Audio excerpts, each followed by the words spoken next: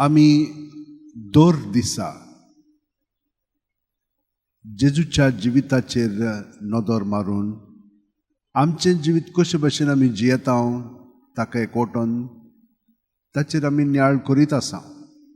आनी हांवें तुमकां सदांच हेंच सांगलेलें आसा जें ताणें आमकां आयज सांगलां पळय तें. ताणें आमकां सांगलां म्हजे सोबें रिगून रावात आनी हांव तुमचे सोबें रिगून रावतां. म्हजे सोबें रावशें जाल्यार तुमी फळां दितल्यात, सुबां फळां, तोखता तसलीं फळां. म्हजे सोबें रावना जाल्यार तुमकां कातरून उडयतले, उच्यान उडयतले, लासून उडयतले. हें ताणें आमकां सांगलां. पूण ताका एकवटून जेवंक कित्याक जाय आमी? कित्याक लागून? आमचें बरें जातलें म्हणून? ना. आमचें जिवीत अदीक जेजूच्या जिवितान जियोंक आनी ताका आजीर करूंक. कित्याक तो आपले पासत जियेनासलेलो, तो आपल्या बापाय पासत जियेतालो, बापायची मोहिमे पासत. आनी आमी कोणा पासत जियेता? खूब पाटी आमचीच मोहिमा आमी पळयता. ताका एकवटून रावता जाल्यार म्हजें बरें जावपाक ना, म्हजें बरें न्हय, ताचें बरें जावपाक, देवाक आमी मोहिमा हाडच्याक. आनी हाका लागून हें सांत इनासाक स्पश्ट समजोलें.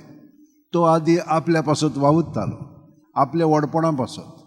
पूण देवान ताका आपोवणें दिलें, ताचे दोळे उक्ते केले ताच्या उतरांतल्यान, आनी तो पळोवंक लागलो की म्हजे पासत न्हय, देवाचे व्हडे मोहिमे पासत, AMDG आद मायोरेम देई ग्लोरियम, म्हणजे देवाचे व्हडे मोहिमे पासत म्हजें जिवीत हांवें जेजूच्या एकवटांत सारूंक जाय. तर हें आमच्या पासत न्हय, देवाची येवजण आसा. त्या प्रमाणे जेजू सोबें आमचें जिवीत अदीक खर्चूंक.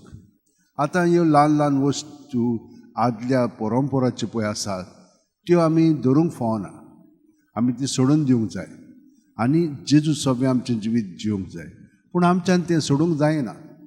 पळयात, आमचे मदें पळय ज्यो कोडण्यो आमी कोत्ता त्यो त्याच प्रमाणे करीत आयलेली आसा म्हणून तेच प्रमाणे करीत आसता. तांचें सुदारप कांय जायना. ते आदीं खिळखुळे आसताले, तांकां कोड दिली की ना ते तेच भाशेन ठेंग ठेंग ठेंग कोत्तात. आमी तेच भाशेन भितरल्यान आमी फारोन आसा. तें भितरलें जिवीत आमकां तर तातूंतली सुटका मेळोंक जाय आनी जेजूची चाल तर आमकां धरूंक जाय. ह्या कारणाक लागून हांवें तुमकां सदांच म्हणलेलें, न्हिदच्या आदीं तुमी जेजूच्या एकवटान सगळी तुमची चिंतना, भावना, चाल आसा ती ताका दिशात तर जाल्यार तो मागीर भितरलें पळय आमचें संरचण आसा, म्हणजे स्ट्रक्चर आसा, तो बदलतलो. आनी ताचे चाली प्रमाणे सकाळीं उठली म्हणून ताका एकवटून रावली की तो आमकां ताची चाल कशे भशेन तो आमचे सोबें जियेतलो तें आमकां तो कळीत कोत्ता. कित्याक ताच्या स्वतान आमी घडोवन येता.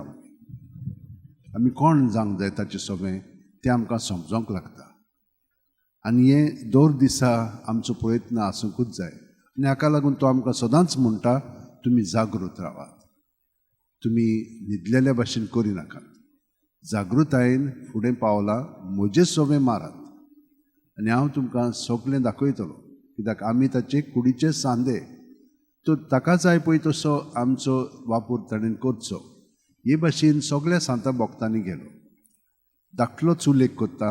एक सांत जॉन ऑफ आविला म्हणून आसलेलो. तो जेजूट जावंक सोदतालो, पूण ताका कित्याक त्या वेळार जेजुईट सारके मिशनार कशे गेल्ले, भाग्यवन फ्रांसीस शावेर आयिल्लो, ताचो जल्म 1500 वर्सां जाल्लो आनी हाचो सांत इनासाचो ताच्या आदीं जाल्लो. पूण संस्था स्थापन केल्ली आनी ते मिशनार कशे सगळ्याक वेताले म्हणून ताकाय मिशनार कसो वचोंक जाचलेलो नॉर्थ अमेरिकाक. आनी थिचोर खूब जाण मार्तीत जाल्लेले, ताकाय जावंक जाय आसलेलो. पूण ताका सांगलें, तो स्पान्याचो, ताका सांगलें तूं स्पान्याकूच तुजो कार्य कर.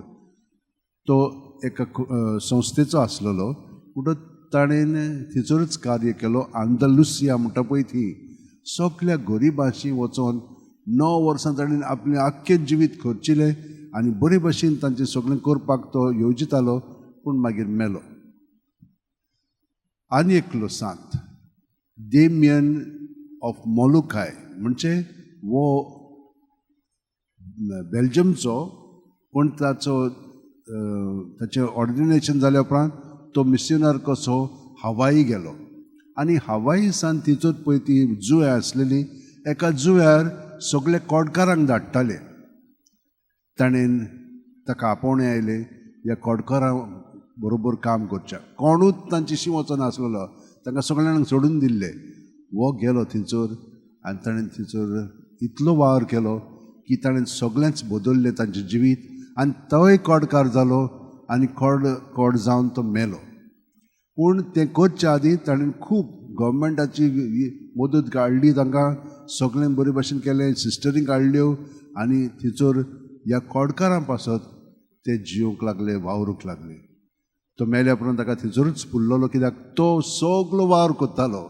कोण हें करतालो, पेदो कसो, तांकां दोतोर कसो इलाज दितालो, तांची इगोर्ज्यो बांदतालो, घरां बांदतालो, सगळो वावर तो करतालो.